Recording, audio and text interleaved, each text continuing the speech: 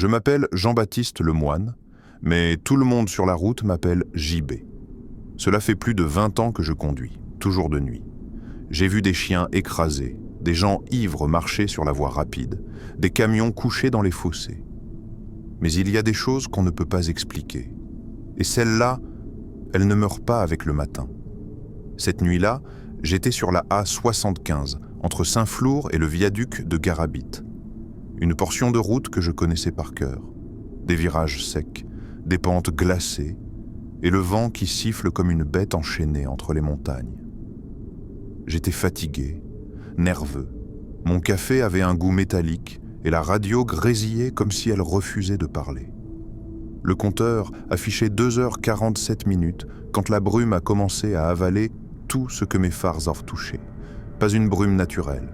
Non, elle ondulait comme si quelque chose respirait dedans. J'ai ralenti, mis les feux anti-brouillard. Rien. Juste ce voile blanc et mouvant qui semblait aspirer la lumière. C'est alors que j'ai vu la silhouette. Une femme, seule au bord de la route, sans manteau, les cheveux plaqués par la pluie.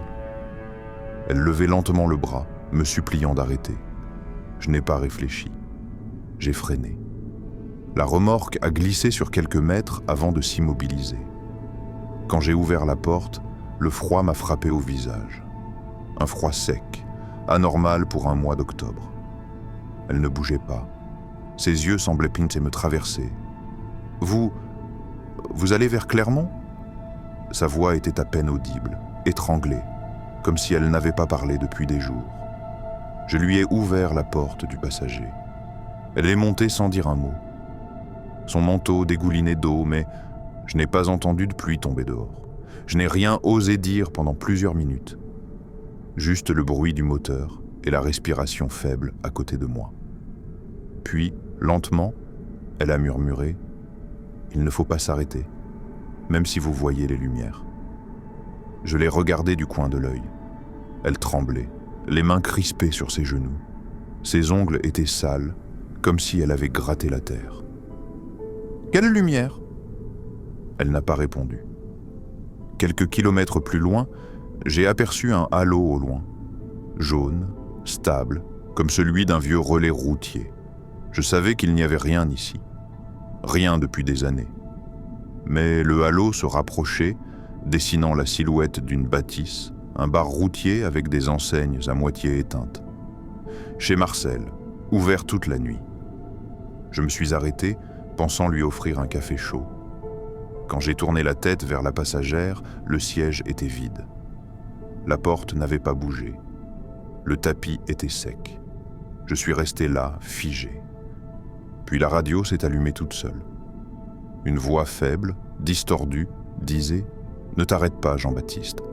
Tu sais ce qu'ils veulent. » J'ai arraché la prise de la CB, mais la voix continuait, comme si elle venait de l'intérieur même du tableau de bord. Le halo du bar s'est éteint d'un coup, avalé par la brume. J'ai repris la route. Les kilomètres défilaient sans que je sache si j'étais encore sur la A75. Les panneaux semblaient changer, les lettres fondaient comme de la cire. À un moment, j'ai juré voir mon propre nom inscrit sur un panneau de sortie. Sortie 13. Lemoine. J'ai ri nerveusement. Trop de café, trop peu de sommeil. Mais plus je roulais, plus la route semblait se refermer. Les arbres formaient un tunnel noir. L'air sentait la rouille et la viande froide. Au bout du tunnel, la silhouette de la femme était de nouveau là, debout au milieu de la route. J'ai freiné, crié son nom sans savoir pourquoi. Le camion s'est arrêté à quelques mètres d'elle. Cette fois, elle souriait. Sa bouche s'étirait trop jusqu'à ce que ses joues se déchirent légèrement. Et dans ce sourire, j'ai vu mes propres dents. Je ne me souviens plus de la suite. On m'a retrouvé le matin, assis dans la cabine, moteur éteint sur une aire déserte à 20 km du viaduc de Garabit. Les secours ont dit que je parlais seul, répétant sans cesse « Il ne faut pas s'arrêter, même si vous voyez les lumières ». Depuis, chaque fois que je reprends la route, Je sens encore son odeur dans la cabine, un mélange de terre mouillée et de métal brûlé. Et parfois, dans le rétroviseur, quand la brume recouvre tout, je crois la voir derrière moi, souriante, patiente, comme si elle attendait que je m'arrête à nouveau. Je n'ai pas dormi la journée qui a suivi.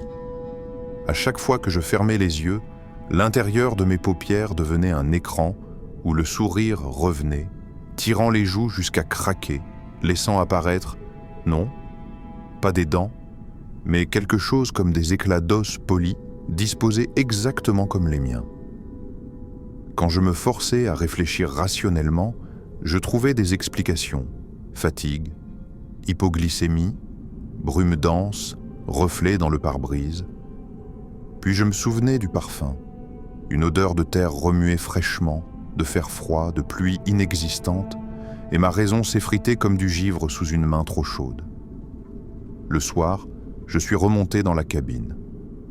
Les draps du lit derrière sentaient le renfermer. Le volant semblait plus lourd, comme s'il avait bu ma peur. J'ai tourné la clé. Le moteur a toussé, puis a pris, régulier, rassurant à sa manière. Les jauges se sont allumées, puis la radio CB, bien que je l'ai arrachée la veille, a émis un très léger chuintement. Rien d'identifiable, juste le bruit qu'on entend quand on colle une oreille contre un coquillage, un souffle qui n'appartient à personne ou à tout. Je partais de nouveau vers Clermont, en passant par le viaduc de Garabit. On aurait dit que la route m'y appelait, comme on parle à un chien en tapotant la cuisse. Au péage désert, la cabine éclairée m'a paru irréelle. Pas d'employé, pas de lumière chaude, seulement un néon tremblotant et le bip métallique de l'automate. J'ai pris mon ticket. Sur le papier, l'heure affichée n'était pas la bonne, 2h47. Toujours la même. Je l'ai froissé et coincé dans le cendrier, sans fumer. Les routiers fument, mais depuis quelques années, je ne peux plus. La fumée me donne le vertige, et le vertige me donne des idées. Malade. La brume est revenue, mais différemment. Elle ne roulait plus, elle pendait. Des draperies suspendues entre les sapins, des lambeaux de voile qui descendaient jusqu'à lécher la chaussée. Mes phares ne la traversaient pas. Ils semblaient s'y perdre comme des doigts dans la laine. Les glissières en métal suintaient d'humidité et laissaient une odeur âpre, comme si la route elle-même rouillait au ralenti. J'ai mis la main sur le siège passager, vide bien sûr. Pourtant, sous mes doigts, le tissu était tiède. J'ai retiré la main comme si j'avais touché un animal endormi. Et, aussi vite qu'une pensée fugace, j'ai entendu dans le souffle du chauffage une phrase étouffée, à peine formée, comme si quelqu'un parlait derrière un mur de coton. « Il ne faut pas s'arrêter, même si vous voyez les lumières. » Mes doigts tremblaient sur le levier. Une pluie fine, inexistante, commençait à taper le pare-brise. J'entendais le bruit, distinct, l'irrégularité des gouttes, mais les vitres restaient sèches. Quand j'ai actionné les essuie-glaces, ils ont raclé à vide avec un crissement de verre contre caoutchouc, me donnant envie de m'arracher les oreilles. La sortie 13 est apparue sur la droite. Encore. Pas Lemoine, cette fois. Mais quelque chose d'autre, quelque chose d'illisible, comme si les lettres refusaient de se tenir droites quand je les regardais. J'ai ralenti par réflexe, je ne prends jamais cette sortie. Puis accéléré, serrant le volant jusqu'à sentir mes ongles mordre la paume. Le panneau a glissé dans mon rétroviseur, et pendant une fraction de seconde, j'ai cru y voir mon visage, mais décalé, comme s'il me regardait depuis l'intérieur du métal. La route descendait vers une vallée. Les pins y sont plus serrés, l'air plus froid, même en été. Au loin, un halo, un relais routier, là où il ne devrait pas y en avoir. J'ai souri malgré moi. La partie rationnelle de mon cerveau, celle qui évoque la simple possibilité d'une réouverture, un bar monté par un fou, un agriculteur reconverti, s'est agrippée à l'idée comme à une branche au-dessus du vide. Je me suis dit que j'allais m'arrêter pour un café, qu'une présence humaine, même hostile, valait mieux que mes pensées. En approchant, j'ai vu l'enseigne, chez Marcel, ouvert toute la nuit, exactement comme la veille. Les lettres ouvertes, clignotaient, lentement, comme un battement de cœur fatigué. Le parking était plein de silhouettes. Pas des camions, pas des voitures, des formes trop basses, trop longues, posées sur l'asphalte comme des bêtes couchées. Mes phares ont glissé dessus sans révéler de détails. J'ai serré le frein. La cabine a vibré. L'aiguille du compte-tours a piqué du nez, puis s'est relevée. Au moment précis où j'allais y tourner sur le parking, la radio CB a gratté et une voix, ma voix déformée, a murmuré « Ne t'arrête pas, JB, tu sais ce qu'ils veulent. » J'ai passé mon chemin. Mes yeux piquaient, j'avais l'impression d'avoir pleuré sans m'en rendre compte. Le relais a glissé dans le rétroviseur, puis s'est éteint, avalé par la brume. Les silhouettes sur le parking n'avaient pas bougé. Une seconde avant de disparaître, l'une d'elles a levé la tête. J'en suis sûr. La peau brillante comme de l'huile, sans yeux. La route a repris son empire. Montée, descente, courbe, tout se ressemblait. Ce qui différencie un virage d'un autre, normalement, ce sont les détails. Un panneau cabossé, un arbre penché, une maison en ruine, au loin. Là, il n'y en avait pas. Rien ne distinguait le présent de quelques minutes plus tôt. Si tu peux plier le temps, je me suis dit, tu peux l'enrouler autour de la route. Et le camion roule sur les mêmes minutes jusqu'à user le caoutchouc des secondes. Je me suis surpris à fredonner, un air idiot d'une pub vieille de 20 ans pour empêcher mon cerveau de mordre dedans. Ça n'a pas duré. Une vibration sourde, venue du plancher, a remonté mes jambes, m'a chatouillé le ventre comme une main froide. Pas une secousse de moteur, autre chose de vivant. J'ai posé ma paume contre le tableau de bord. Il battait, calme, régulier, comme un cœur. Il y a des légendes dans le Massif central que j'ai toujours prises pour des contes d'air de repos, la bête du Gévaudan, la route des pierres qui bougent, les villages fossiles, des histoires pour tenir éveillés ceux qui surveillent à leur charge. Cette nuit-là, elles me sont revenues, mais modifiées, comme si quelqu'un avait réécrit les mythes pour me viser personnellement. Je me souvenais d'un vieux routier qui m'avait dit, en mâchant un sandwich trop sec, « Ici, les montagnes ne sont pas des montagnes, ce sont des bêtes qui dorment. » J'avais ri. Là, je n'ai pas ri. Une aire de repos s'est annoncée à 800 mètres. Non, la baraque. Je la connaissais. Petite, 3 tables en béton, une dalle de WC qui pue l'ammoniac, jamais de distributeur en état. Sauf que le panneau affichait un pictogramme inconnu. Pas la tasse de café, pas les toilettes, pas le petit arbre. Un symbole comme une spirale écrasée par une croix. J'ai ralenti jusqu'à 50. Je me suis dit, je vais m'arrêter 2 minutes, juste pour marcher, reprendre mes jambes, pour prouver que le monde n'est pas un couloir. En approchant, j'ai vu qu'il n'y avait pas de voiture, ni de camion. Les lampadaires éteints. Pourtant, tout était visible, d'une netteté insupportable, comme si la nuit avait décidé d'éclairer par elle-même, sans source. Les arbres autour se penchaient vers la clôture, tiges noires en prière. J'ai garé la cabine près des tables en béton, coupé le moteur, le silence. Pas le silence normal, fait de bruits minuscules, mais un silence qui a un poids, une masse. On peut l'avaler et il brûle la gorge. Je suis descendu. L'air sentait la pierre humide. Le sol sous mes bottes était plus souple que d'habitude. J'ai pensé à de la mousse. En m'éloignant du camion, j'ai glissé la main dans ma poche pour la clé, par réflexe bête. Elle y était, lourde, rassurante. J'ai fait 3 pas. La cabine, derrière moi, a cliqué. Le bruit des verrous qui se ferment. Je ne les avais pas activés. Mon cœur a raté un coup, puis 2. Je me suis retourné lentement. Dans le pare-brise, une silhouette assise sur le siège passager me regardait. Je n'ai pas vu de visage, seulement une pâleur, un masque lisse. Ce n'était pas la femme. C'était plus petit, plus tassé. Je n'ai pas eu peur immédiatement. La peur a mis quelques secondes à me rattraper, comme un chien qui hésite avant de mordre la cheville. Puis tout est allé très vite. J'ai tenté d'ouvrir la porte, verrouillée. J'ai frappé la vitre. La silhouette n'a pas bougé.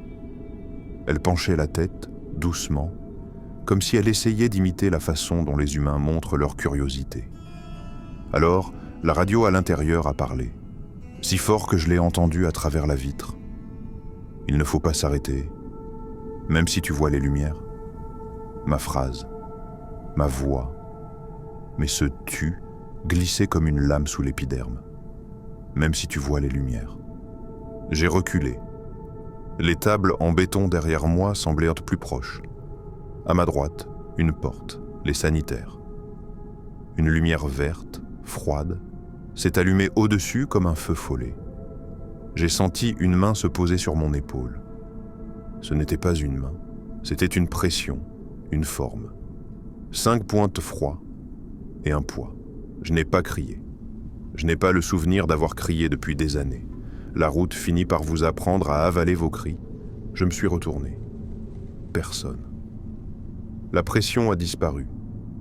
Mais quelque chose était resté sur ma veste, 5 marques, des traces humides comme des empreintes de pluie, et l'odeur, la même que dans la cabine la veille, de terre remuée et de métal. Au milieu du viaduc, tous les voyants du tableau se sont allumés en même temps, comme un sapin de Noël. Frein, huile, batterie, ceinture, portière ouverte alors qu'elle était fermée, airbag inexistant, même des symboles que je ne connaissais pas, spirale, croix, ligne brisée. La radio s'est tue. Le moteur a continué, docile. Le compteur kilométrique, lui, a commencé à afficher une suite de chiffres qui n'étaient pas des kilomètres. 12, 10, 12, 10, 12, 10. J'ai compris. La date de naissance de Clara. 12 octobre, 12 sur 10, encore et encore, dans un clignotement d'insectes. Au-dessus de moi, dans le pare-brise, s'est formée une lumière, pas celle d'un autre véhicule. Une lumière qui venait du verre lui-même, comme si la nuit dans le pare-brise s'était décidée à fondre et à laisser apparaître une chambre derrière. J'y ai vu le relais chez Marcel. Les tables en formica, les chaises tubulaires. Et la femme, la même, assise à la table du fond, de profil. Elle tapotait du bout des ongles sur le plateau, un rythme régulier, 2 minutes 47 secondes à la minute, j'en aurais juré. Elle a tourné la tête vers moi, lentement. Sa bouche s'est ouverte, sans bruit. Puis les mots sont arrivés, non pas à mes oreilles, mais dans l'ossature de mon crâne. Tu peux venir maintenant. Nous avons réservé ta table. J'ai serré le volant si fort que mes phalanges ont craqué. Sous mes mains, la mousse du cuir s'est comportée comme une peau vivante. Elle s'est tendue, puis relâchée. Le camion a dévié d'1 demi-mètre. J'ai remis droit. Ne pas s'arrêter. J'ai répété la phrase comme une prière, le front collé au froid du verre. Ne pas s'arrêter, même si je vois les lumières. Elles étaient annotées partout, dans le pare-brise, sur le tableau, à l'intérieur des aiguilles, dans les chiffres, derrière mes paupières quand je clignais. J'avais la sensation qu'un deuxième volant, exactement superposé au mien, était tenu par d'autres mains. Elle ne forçait à pas. Elle guidait, doucement, comme on guide un enfant vers la mer. De l'autre côté du viaduc, la route s'est élargie. Une aire technique, normalement interdite. Pourtant, un panneau temporaire, jaune, indiquait déviation, flèche à gauche. J'ai obéi sans réfléchir. On obéit toujours à ce qui promet une sortie. À mesure que je m'engageais, l'asphalte perdait sa texture de route et prenait celle du béton brut, puis de la pierre, puis du gravier. Mes pneus craquaient. Le camion, pourtant, roulait avec facilité, comme s'il reconnaissait un vieux chemin. La déviation s'est transformée en piste, puis en chemin de terre. Pas possible, ai-je pensé. J'ai freiné. Trop tard. Les arbres se refermaient, le ciel s'était perdu. La cabine s'est emplie d'une odeur de choses anciennes, lichen, champignons, os. Dans la radio, un autre rire, pas le mien, pas humain. Et dessous, la mer basse d'une voix connue. Tu vois, tu n'as pas besoin de lumière. Tu n'as jamais eu besoin de savoir où tu allais. J'ai mis la marche arrière. Rien. Le levier a refusé. J'ai senti, dans mes genoux, un tremblement comme si la pédale d'embrayage me respirait dessus. Alors j'ai compris, d'un coup. Ce n'était pas quelque chose qui venait dans la cabine. C'était quelque chose qui venait de la cabine. Comme si la distance entre ma peau, le volant, le tissu du siège, les circuits du tableau avait fondu, au cours des années, à force de nuit, de café, de sueur, de solitude. Comme si le camion avait appris, patiemment, comment imiter un corps. Comment me rendre mon propre poids, me renvoyer ma fatigue, mon parfum, la chaleur de mes doigts, les tremblements de mes peurs. Et maintenant, il parlait avec ma voix. Il riait avec mes poumons. Il tournait la tête avec ma nuque. Je me suis levé du siège, difficilement, comme on se débranche d'une perfusion. J'ai reculé, dos à la vitre. La forêt dehors n'était peut-être pas une forêt. Peut-être le ventre d'une chose plus grande, et la piste, une langue. Mes phares, où étaient-ils, les phares? Ne couvraient plus la route. Ils couvraient l'idée de route. Au loin, entre les troncs, une lueur. Chez Marcel. Le rectangle d'une porte ouverte, le jaune tiède sur des silhouettes immobiles. 1000 kilomètres de nuit et toujours la même porte. J'ai demandé à voix haute à personne. Qu'est-ce que vous voulez? La réponse est venue tout de suite, claire, parfaite, par la radio, par le cuir, par les vibrations du plancher, par ma propre gorge qui a bougé sans que je l'ordonne. Que tu ne t'arrêtes jamais, que tu continues à nous conduire, que tu nous prêtes tes yeux, tes heures, tes regrets. J'ai pensé à Clara, à sa naissance, à l'odeur de lait, à la façon dont j'avais promis de réduire mes trajets, de travailler plus près. Promesse tenue 6 mois. Le reste, c'était la route, les excuses, les primes, les silences. La phrase m'est revenue, mais réécrite comme tout le reste. Il ne faut pas s'arrêter. Parce que si je m'arrête, je verrai vraiment ce que j'ai laissé derrière. Mes mains ne tremblent plus. Je me suis rassis. Le siège m'a accueilli comme une mère. Le moteur a ronronné, content. Devant, la piste s'ouvrait. À gauche, pourtant, entre 2 murs d'arbres, j'ai aperçu un éclat de ciel. Une ligne de bitume plus noire que le noir. La vraie route. 75. L'odeur de pierre humide y était moins forte. Une brise. Une seule manœuvre aurait suffi. Une marche arrière. Un coup de volant, retrouver le monde. J'ai cherché la marche arrière. Cette fois, le levier a glissé, obéissant. Le camion a reculé de quelques centimètres, puis a calé, volontaire. La radio s'est éteinte d'un coup. Dans le silence, un cliquetis venu de l'arrière, du lit. J'ai compris que je n'étais pas seul. Lorsque j'ai tiré le rideau, je ne l'ai pas vu. J'ai vu moi, assis, jambes ouvertes, mains posées sur les genoux, le regard penché vers le sol. Mon autre moi a levé la tête, souri. Pas trop. Juste ce qu'il fallait. Ses dents, mes dents, brillaient avec une propreté que je n'obtiens jamais. Sa voix, la mienne, a dit « On continue ?» Il est 2h47. Je n'ai pas hurlé. Je me suis penché, j'ai éteint l'intérieur. L'obscurité m'a couvert comme un drap. J'ai remis la première. Les arbres ont bougé de côté pour me laisser passer, poli. Devant, chez Marcel palpitait doucement, comme un phare qui n'aide personne. J'ai roulé vers lui, non par choix, mais parce que la route, parfois, choisit. Le pire, je crois, ce n'était pas d'avoir perdu la frontière entre le réel et l'imaginaire. C'était d'avoir l'impression que la frontière, depuis le début, m'avait juste toléré, par politesse. Je suis entré sur le parking sans un bruit. Les silhouettes couchées m'ont senti. La porte s'est ouverte.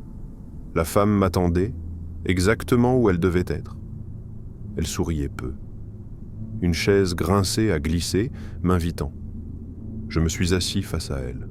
« Jean-Baptiste » a-t-elle dit. « Oui. » ai-je répondu. Et au moment où j'ai baissé les yeux, j'ai vu mes mains, posées sur la table, commencer à s'écrire toutes seules, en lettres invisibles qui devenaient au noir en séchant. Il ne faut pas s'arrêter. Même si tu vois les lumières, je ne sais plus depuis combien de nuits je roule. Les jours se sont dissous dans le gasoil et la lumière des phares. Le moteur ronronne comme une bête apprivoisée qui finit par devenir le maître. À force d'écouter son souffle, j'ai adopté son rythme. Quand il s'arrête, j'ai peur que mon cœur s'éteigne aussi. La brume ne flotte plus, elle rampe. Elle s'accroche au pare-brise, s'infiltre par les joints. Chaque fois que j'essuie la vitre, d'autres formes apparaissent dans la buée. Des visages, des reflets sans source. Certains me ressemblent, d'autres non. Ils me regardent sans cligner, comme s'ils attendaient que je prenne leur place. Je ne reconnais plus la route. Les panneaux changent d'un passage à l'autre. Clermont disparaît, remplacé par des noms qui n'existent pas. Silence, regret, sommeil. Et toujours, après quelques kilomètres, un autre panneau, sortie 13. Le Moine. Mon nom. Je me dis que c'est une coïncidence, mais chaque lettre semble respirer. Cette nuit, j'ai vu quelque chose sur le bas-côté. Une cabine renversée, portes ouvertes, phares encore allumés, j'ai ralenti. À travers la brume, j'ai distingué un corps assis au volant, moi. Mon visage, penché, les mains crispées.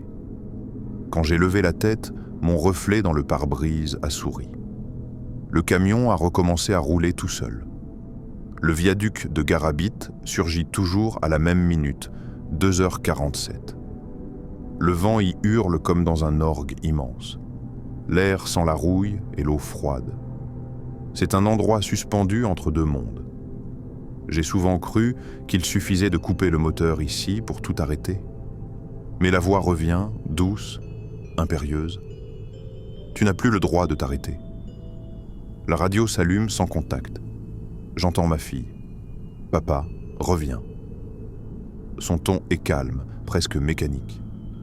Puis la même phrase, plus grave, avec ma propre voix. Je comprends.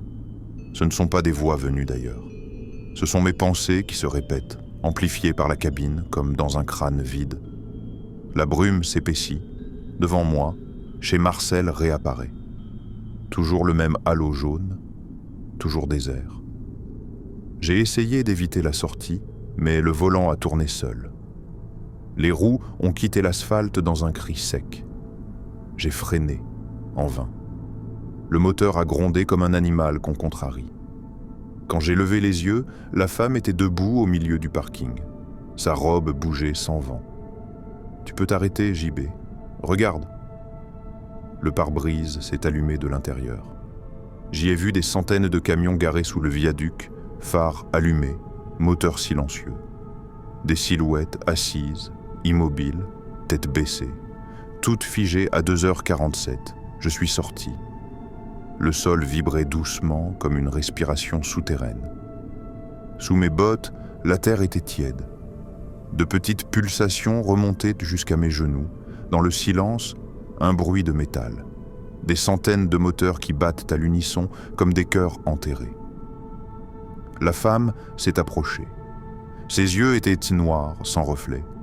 « Tu les entends ? Ce sont ceux qui ont voulu rentrer chez eux. Où sont-ils ? Ici, partout autour de toi. La route les garde, la route te garde. » J'ai voulu fuir, mais mes jambes se sont tordues, comme retenues par la terre. Mes doigts brûlés, des traînées sombres reliaient ma peau au volant. Le cuir absorbait mon sang, mon odeur, mon souvenir, et j'ai compris. À force de conduire, j'ai laissé la route me fabriquer. Elle sait comment je respire, comment je pense, comment j'ai peur. Elle sait se passer de moi.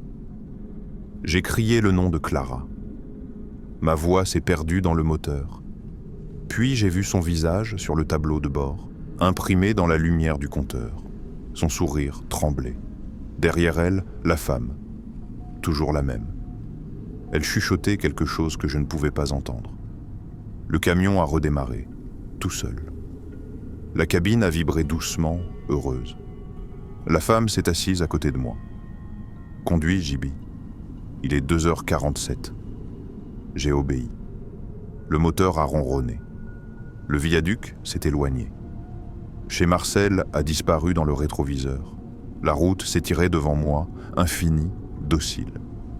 Et dans la buée du pare-brise, un seul mot s'écrivait lentement, de l'intérieur, « Reste ». Le silence n'a plus de bord. Il s'étend comme une nappe sur les montagnes, étouffant tout, même mes pensées. J'ai coupé le moteur, mais il bat encore dans ma poitrine.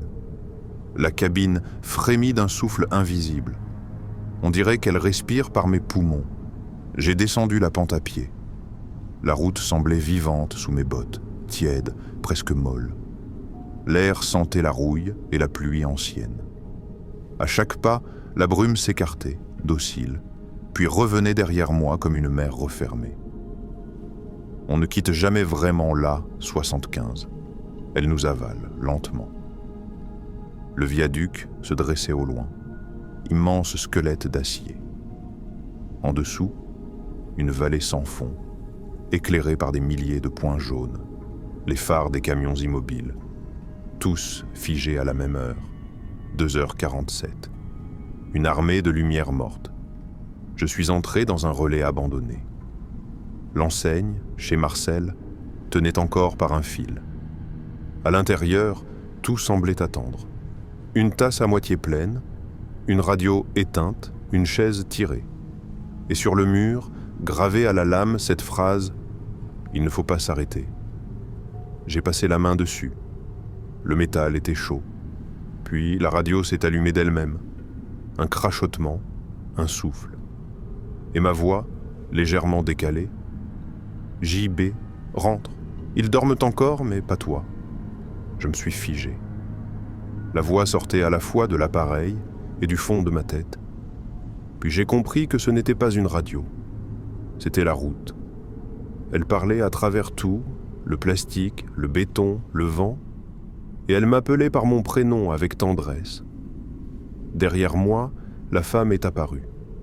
Même robe sombre, même regard sans reflet. « Tu continues de fuir, Jean-Baptiste ?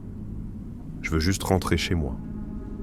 Tu n'as plus de maison, seulement le chemin. » Sa voix n'avait pas de colère, seulement la douceur de ceux qui savent qu'ils ont déjà gagné. Elle a levé la main. 5 doigts d'ormeau blanc, sous ma chemise. 5 points glacés ont répondu, alignés sur ma peau. « Tu sens ? Ce sont les cicatrices, là où la route t'a pris. » Je me suis regardé dans la vitre. Mon visage avait changé. Mes yeux semblaient refléter des phares, pas des pupilles. Dans ma barbe, des grains de poussière scintillaient comme de minuscules éclats de verre. J'ai compris que j'étais déjà en train de devenir une partie d'elle. Je suis retourné vers la cabine. Elle m'attendait, moteur allumé, phares stables. J'ai ouvert la porte. L'air intérieur avait une odeur de métal chaud et de souvenirs. Sur le siège passager, la photo de Clara, froissée. Quelqu'un l'avait lissée. « Papa, tu peux rentrer maintenant ?» disait la voix dans la radio. Mais la bouche de la femme bougeait en même temps, prononçant les mêmes mots. Je me suis assis. Le siège était brûlant. Le cuir s'est moulé à mon dos. La clé n'était pas dans le contact, mais le moteur ronronnait déjà. J'ai posé mes mains sur le volant. Il vibrait doucement, au rythme exact de mon cœur. Sur le tableau de bord, un nouveau message s'est affiché, en lettres rouges, sortie 13, Le Moine, définitive. Je ris. Le son résonne comme un écho creux. Tout se met à battre ensemble, le moteur, mon sang, la lumière des phares. Dans cette pulsation commune, je sens la paix. Pas la fin, non. Une continuité. La femme monte à côté de moi. Elle n'a pas besoin de ceinture. Elle regarde droit devant, le regard calme. Maintenant, tu peux rouler. Pas pour fuir, pas pour livrer, juste pour être. Alors je démarre. Le monde extérieur se replie, les montagnes s'éloignent. Il n'y a plus de ciel, plus de terre, juste une route qui se déroule à l'infini, sans ligne d'horizon. La lumière de chez Marcel clignote encore au loin, obstinée, comme un phare destiné à ceux qui refusent leur peau. La radio grésille une dernière fois. La voix de Clara s'y glisse, pure, presque joyeuse. « Papa, il y a de la place pour toi ici. » Je souris. Peut-être qu'elle a raison. Peut-être qu'il n'y a jamais eu d'ailleurs. Sous le viaduc, les moteurs endormis battent en chœur. Le mien s'y accorde, naturellement. Chaque vibration, chaque soupir me relie à eux. Nous sommes la route. Et la route, maintenant, respire avec nous. Je ferme les yeux. 2h47, toujours. Dans le noir, une dernière voix me frôle l'oreille. Il ne faut pas s'arrêter, JB, car certaines routes mènent à la paix, et d'autres ne mènent qu'à soi-même. On dit que les routes gardent la mémoire de ceux qui les ont parcourues, que les virages, les fissures, les tunnels sont autant de cicatrices d'hommes qui n'ont jamais su rentrer. Je n'y croyais pas. Jusqu'à maintenant. Depuis cette nuit, je n'ai plus vu le soleil. Peut-être qu'il ne s'est jamais levé. La lumière vient d'ailleurs, d'en dessous, de la route elle-même, comme un souffle tiède qui guide mes pas. J'avance sans but. Le vent murmure des bribes de voix, mélangées, indistinctes. Parfois, j'y reconnais la mienne. Sous le viaduc, les phares immobiles continuent de luire. Certains s'éteignent, d'autres s'allument. Un cycle sans fin. Des respirations mécaniques. Si l'on tend l'oreille, on entend les moteurs battre comme des chœurs. Lentement, calmement, comme si chaque camion rêvait encore. Je me suis approché du mien. La portière est ouverte. Le siège vide. Pourtant, la cabine sent la chaleur humaine. Sur le volant, mes empreintes sont gravées, brûlées dans le cuir. Au centre, un mot écrit avec ce qui ressemble à de la suie reste. Je me demande combien d'hommes, avant moi, ont entendu la même invitation. Combien ont accepté? Les anciens racontaient qu'au Massif central, les routes respirent, qu'elles avalent les voyageurs trop solitaires, qu'elles les transforment en lumière. Je riais de ces histoires. Mais à présent, j'en suis une. Je dors parfois, à même l'asphalte. La route est tiède, presque maternelle. Elle me berce avec ses vibrations. Dans mes rêves, je vois des visages défiler derrière des pare-brises. Des femmes, des enfants, des silhouettes usées par la fatigue. Tous murmurent la même phrase d'une seule voix, il ne faut pas s'arrêter. Chaque nuit, un nouveau camion passe. Parfois, je le reconnais. Le même modèle, la même plaque, le même bruit de moteur. Je m'approche du bas-côté, je lève la main, comme elle l'a fait avant moi. Certains ne s'arrêtent pas, d'autres freinent. Et quand leur phare m'éclaire, je vois dans leurs yeux cette peur brève, instinctive. La peur de comprendre. Je ne leur en veux pas. On ne s'arrête jamais par bonté. On s'arrête parce qu'on se reconnaît. La femme vient encore me voir. Toujours à 2h47, toujours sans bruit. Elle s'assoit à côté de moi, sur la pierre froide, et regarde la vallée. Ses yeux sont calmes, presque tristes. Tu entends? Les moteurs, en dessous, battent comme des tambours lointains. Ce sont nos cœurs. Ils n'ont jamais cessé. Je lui demande si tout cela a un sens. Elle me répond simplement « Le sens, c'est d'aller, pas de savoir pourquoi. » Alors je me tais. Le vent se lève, soulève un peu de brume. Le viaduc disparaît. Le monde entier semble retenir son souffle. Et dans cet instant suspendu, je comprends. La route ne finit pas. Elle recommence. Chaque fois qu'un phare s'allume, qu'un moteur démarre, elle renaît à travers un autre. Je m'assois au bord de l'asphalte. Je regarde la ligne blanche. Elle pulse doucement, comme un fil vivant. Au loin, un ronronnement s'approche. Je me lève. J'attends. Les phares se dessinent dans le brouillard. Le même modèle. Le même grondement. Je lève la main. Le camion ralentit. Je vois le visage du conducteur à travers le pare-brise, fatigué, hésitant. Nos regards se croisent, Et dans ses yeux, je lis la même phrase que j'avais lue autrefois sur la vitre. Il ne faut pas s'arrêter. Mais cette fois, il freine. Je souris.